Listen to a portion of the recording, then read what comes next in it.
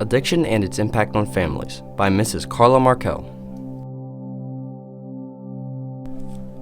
What you are about to view is a personal story and interview with Mrs. Carla Markell, Delaware's First Lady in 2016. The topic of this video is addiction and its impact on families. You will hear Mrs. Markell tell her story of growing up with an alcoholic parent and how it impacted her life. By sharing this interview, she hopes to inspire young people to make good choices and to reach out to trusted adults. Hello everyone, my name is Nancy Santillian. I am a digital media student at Castle Technical High School. And today we have the pleasure of having Ms. Carla Markell here with us today. Hello Ms. Markell, how are you today? Hi Nancy, I'm happy to be here, thank you. So today we're here to interview you because you wish to tell your story about addiction and how it can affect people's lives. Yes, I grew up in a family with a lot of addiction, alcoholism, as well as prescription drugs and a variety of other addictions on top of that, with eating and gambling, etc. A lot of impulsive behaviors in my family. And I'm very lucky to say that at this point in time, my mother is now 38 years sober, clean and sober, and trying to live a very healthy life as much as she can.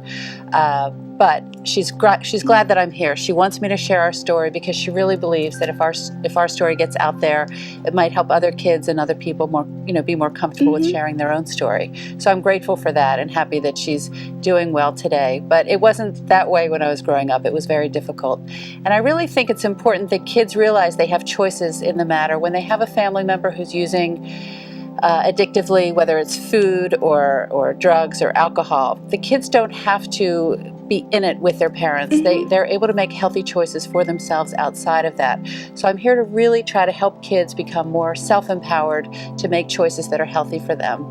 And one of the things I was able to do was choose friends who had healthy parents, and I would learn from their families what it was supposed to be like to be a part of a healthy family. So I tried to model myself after families that I saw that were living a life that I thought was healthy and good. So how would you define an addiction problem? So the definition of addiction is when somebody's life has become unmanageable because of their use. So for example, if it's causing health problems, financial problems, relationship problems, and you still aren't willing to do something about it, you have an addiction problem. Why would you recommend young adults who have also been through these experiences, what do you think they should be aware of? What addictions they should be aware of? Well, addictions cross all walks of life, first of all. They cross all people, all socioeconomic backgrounds. It doesn't matter if you're rich or poor or black or white or have one kind of a job or another. Addiction hits all families. And I really believe that in order to begin to overcome the challenges that are here because of addictions, people have to be open to getting help, and they have to be open to hearing other possibilities and what else is out there in order to try to overcome and recover from the addiction problems. But truly, addiction could be eating, it could be hoarding, it could be alcohol, it could be prescription drugs, it could be illegal drugs, it can be gambling, it can be any number of different things. And quite frankly, it's very common in families where they have addiction for people to be cross-addicted, using and abusing a multitude of things, because that addictive personality type, which is genetic, it is a disease, and it is a genetic disease that is passed down from generation to generation. It is very common that you'll see more than one kind of an addiction. The compulsive behavior is often repeated in other things. Very interesting. Having gone through all these experiences in your life, what are the most important lessons you learned? And tell us, what were the pivotal points in your realization that you needed to take control of your choices? So I was really lucky that when I was in high school, I was really struggling with my grades and my friendships because I didn't want to have anybody over to my house. It was not a happy home. It was a home that was filled with a lot of angst and pain. I never knew what my mother's condition was going to be. So it was very difficult to feel normal in high school, and I really felt like I was the only one, that had these problems and had these issues. But I was very lucky that when I was a senior my early part of my senior year, a friend of my mother's came to me. She called me on the phone, actually, and she said, "I've had it with your mom. I just want you to know I'm pulling out of this relationship. She's way too difficult." She said, "You deserve a better life, and I want you to call Al-Anon," which was a self-help program that I had not heard of at the time. And I didn't know there was help out there. I thought I was all alone, all by myself, that I was the only one in the world, that had this problem. But I realized there was a program called Al-Anon, and I called the woman whose number and name she gave me, and I went to a meeting. And at this meeting, I learned a lot. I learned that I didn't cause my mother's addiction problem, because at the time I kept thinking, if I just did this or I just did that, maybe she would stop. And I realized I didn't cause it, I couldn't cure it, I couldn't fix her, I couldn't change her. All I could do was make choices that were healthy for me. And that was incredibly empowering. I didn't realize what I could be doing. And what happened after that is I stopped cleaning up after my mother. I stopped making calls into work to make excuses for her. I stopped arguing with her when she was under the influence, because she wouldn't even remember the conversation the next day. So we would engage in these really destructive fights when she was under the influence, and they would go nowhere. And I was taught through Al-Anon that I really shouldn't engage her when she's like that. That in fact I should call a friend and go to their house and spend the night if I could. As I said, I was really lucky. I chose friends who had nice parents, chose friends who were good students. I consciously chose people who were healthy, doing good things, as opposed to getting in with the wrong crowd. I knew I didn't want that life for myself. I had enough self-esteem or something to know that I didn't want to go down the same path members of my family were going down.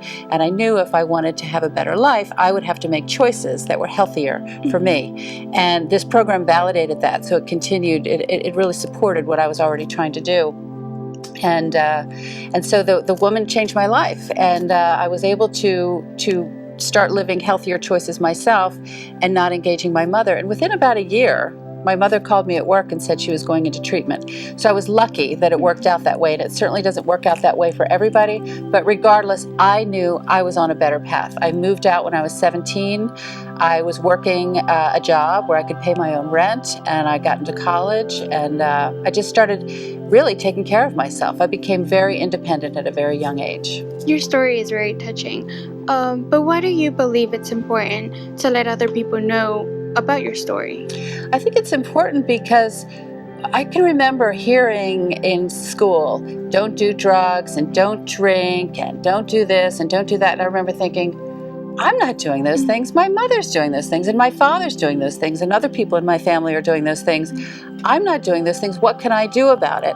And I remember feeling like nobody understood me, because they're all talking about ask your mom and your dad, and I'm thinking, you don't know what's happening with my mom and my dad. I felt very alone and very isolated.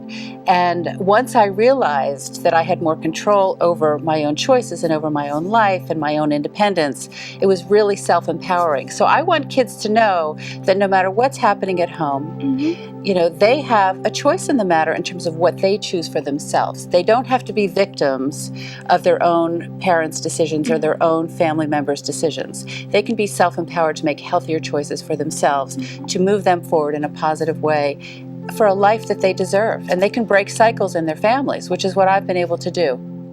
Students have also probably gone through the same experiences that you had to face. Where do you believe they should go for support, help, or information?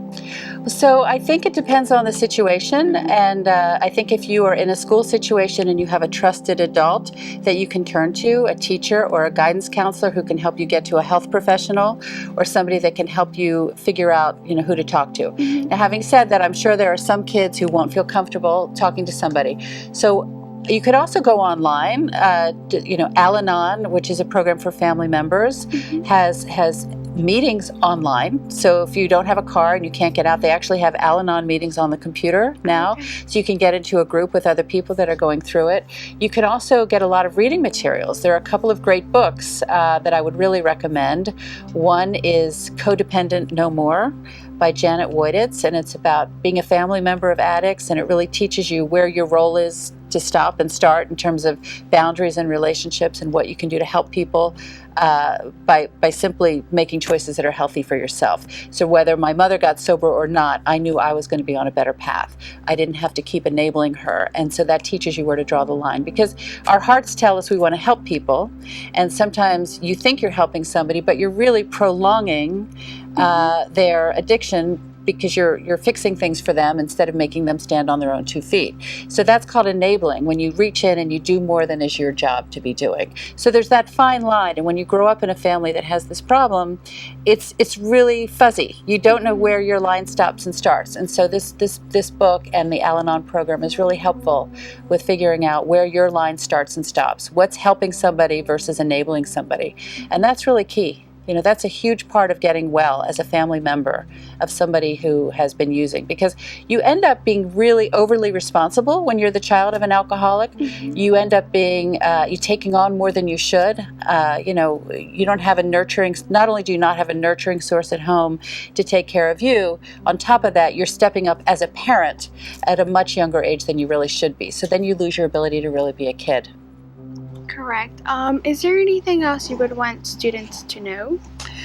I just think to be open to learning and growing and understanding what this disease is about, and learning ways that you can make healthy choices for yourself, to not be a victim. You're only a victim if you allow yourself to be a victim, and that's empowering to hear those words, and to be able to make choices to take you forward in a way that's positive, because you deserve a happy, healthy life, whether your family comes along with you or not. And I think if you can choose friends who are good people, who treat you well the way you deserve to be treated, you will have a much better shot at that. And to know you deserve that, and believe you deserve that, and to want that for yourself. Well, thank you, Miss Markell, for your advice and your beautiful words. You're welcome. My pleasure. Thank you. You have just viewed a very powerful and impactful video by a very influential individual, Mrs. Carla Markell, who grew up with the impact of an alcoholic parent. If you or someone you know needs to reach out because of a similar situation, here are the different agencies that you can contact. In Milford, Kent/Sussex, Mobile Crisis Unit, 1-800-345-6785. In Wilmington, contact Delaware 1-800-262-9800, 302-761-9100, 302-761-9700 TTY. Mobile Crisis Intervention Service, 1-800-652-2929, 302-577-2484. Brandywine Program, Tressler Center of Delaware, 302-633-5128.